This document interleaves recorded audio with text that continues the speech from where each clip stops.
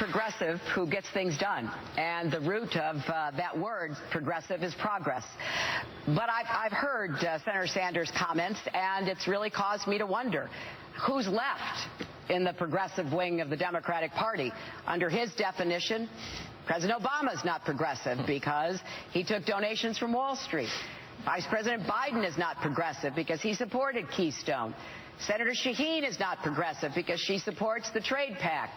Even the late, great Senator Paul Wellstone would not fit this definition because he voted for DOMA. You know, we have differences, and honestly, I think we should be talking about what we want to do for the country.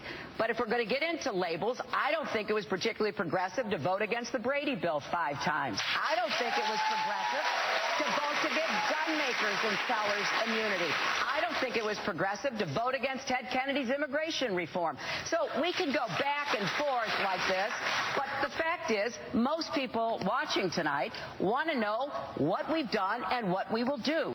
Angela, that was way more specific and way more aggressive than last night. Yes, and I think that last night was an excellent beginning of this. This was definitely the highlight of the night for Hillary, in my opinion. For her to say, are you going to really say Barack Obama is not progressive? And then he had to come back and counter that later. Of course, one of the questions that was asked is Barack Obama progressive? And he had to say yes. So I think it was a great line from her and a great examples of people who we know are progressive.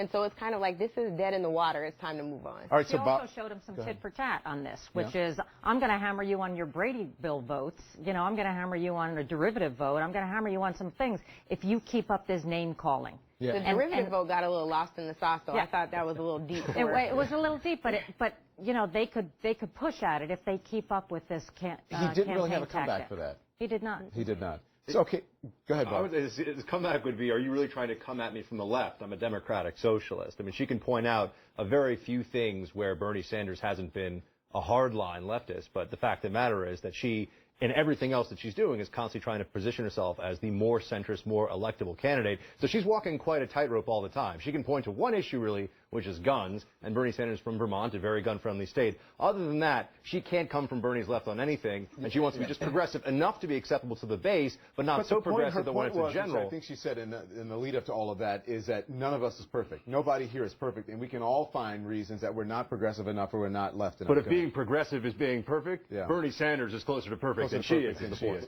But she also talked about, she said, I think what she said was an artful smear, which, you know, got some boos and some applause. It was one of the biggest nights.